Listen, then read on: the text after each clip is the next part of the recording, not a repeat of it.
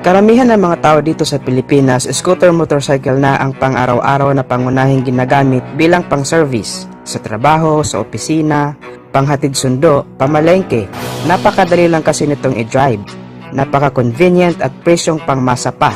Kaya pumatok talaga sa Pinoy ang Yamaha Mio at Honda Click 125 dahil sa abot kaya ang presyo nito. Kaya nga hindi masyado pumatok ang mga naglalakihang bersyon ng maxi scooter kagaya ng T-Max, Boardsman 650, Forza 750. Hindi nga rin kasi ito praktikal gamitin dahil bukod sa masyadong mahal ang kanyang price tag ay napakalaki din ng kanyang overall body size at medyo mahirap siya isingit-singit sa traffic. Kaya nga ginawa nito ng paraan ng ibang motorcycle company na maglabas din ng smaller version ng kanilang mga high-cc maxi scooter para naman at least bukod sa mga Mio at Click, may iba pa silang pagpipilian. At currently ito nga si Yamaha ay patuloy na rin ng pagpuproduce ng kanilang smaller version ng X-Max. From 300cc ay meron na rin itong 125cc version. Sa video na to ay tatalakayin natin ang bagong X-Max 125 at alamin natin kung ano-ano ba ang mga pang-market nito at kung sulit din ba ang price. Pero bago tayo mag-umpisa ay huwag kalimutang mag-subscribe at pakihit na rin ang likes bilang suporta sa ating munting channel. Ang X-Max 125 ay smaller brother ng X-Max 300. Kung mapapansin natin ay magkapareho talaga sila ng design sa looks. Sa engine lang sila nagkakaiba. Ang kanyang displacement ay 125cc, single overhead cam engine. Ang kanyang maximum power ay 14 horsepower at 8,780 RPM. Ang sabi ng Yamaha kapag sumakay ka sa motor na to ay ma-experience mo agad ang easy handling with strong acceleration dahil na rin sa torque nito na 12 Nm at 6,500 RPM.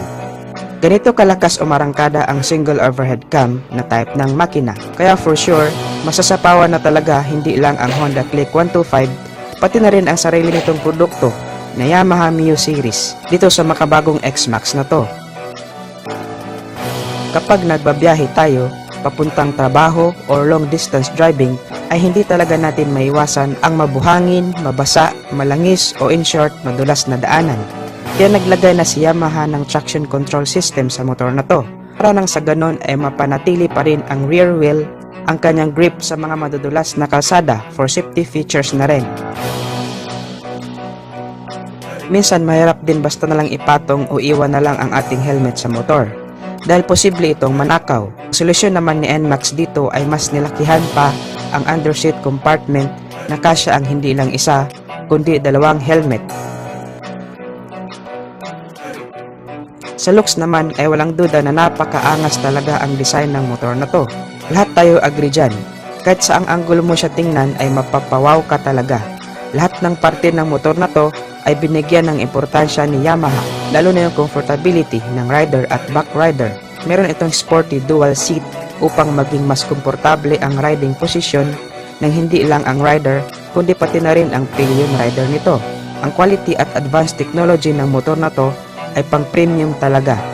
Kaya kahit saan mo dalhin ay proud ka talaga at mafe-feel mo talaga ang pagiging hari ng kalsada. Meron itong 13 liters of fuel tank capacity at dahil nga meron na rin itong blue core na trademark na ni Yamaha sa kanyang mga scooter, samahan mo pa ng VVA o variable valve actuation ay mas pinapatipid pa nito ang kanyang fuel consumption na nakakatakbo ng 43 kilometers per liter. Naka-ABS o anti-lock braking system ang preno nito sa likod for safety features at adjustable din ang kanyang windshield. Ang size naman ng gulong niya sa unahan ay 120 by 70 size 15 at sa likod naman ay 140 by 70 size 14. So medyo malaki ang gulong niya. Proportion din lang sa kanyang body size. Pangit din naman tingnan kung malaki ang body tapos maliit ang gulong. Meron itong 4 na color variant katulad ng Blazing Gray, Phantom Blue, Sonic Gray at Radical Red. Ang kagandahan din nito ay pwede mong lagyan ng iba't ibang setup ang X-Max 125, lalo na kung gusto mo pa na talagang pagandahin ang forma nito. Pwede mo itong lagyan ng rear carrier bracket. O kung gusto mo naman ng mas lalong komportable ang backride mo, pwede mo rin itong lagyan ng passenger backrest. Pati ang windshield, pwede mo rin palitan ng mas maikli o mas mahaba. Overall performance ay masasabi ko talaga na okay ang scooter na to. Pati sa kanyang looks, technology at power ay wala akong masasabi.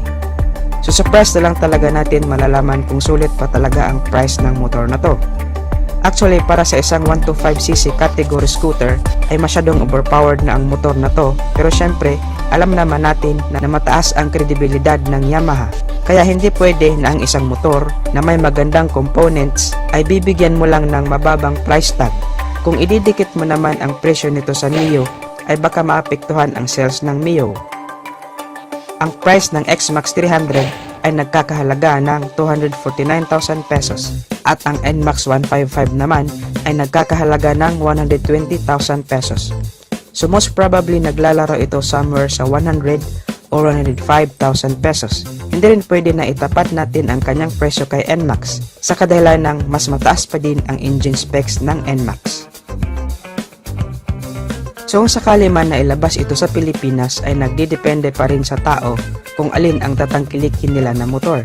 Depende rin kasi ito sa pangangailangan at budget ng mamimili. Tayong mga Pinoy ay napaka-practical natin when it comes sa mga motor.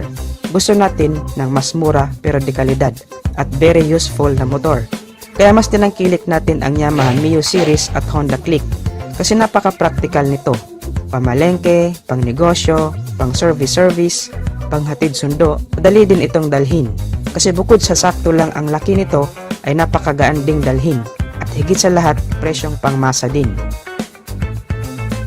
So sana lang talaga mag below 100,000 din itong si X-Max 125 para makakompete naman siya sa 125cc category ng scooters dito sa Pilipinas. So ano sa tingin nyo guys?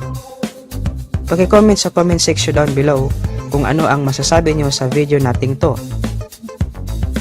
Stay tuned lang tayo mga ka-Wizard Moto dahil marami pa tayong motorcycle news and reviews na itatampok natin sa ating channel. Feel free na rin to browse my channel for more videos about motorcycle. Guys, maraming salamat sa panonood at suporta. Ang channel na to ay para sa'yo. Ride safe lang as always and God bless.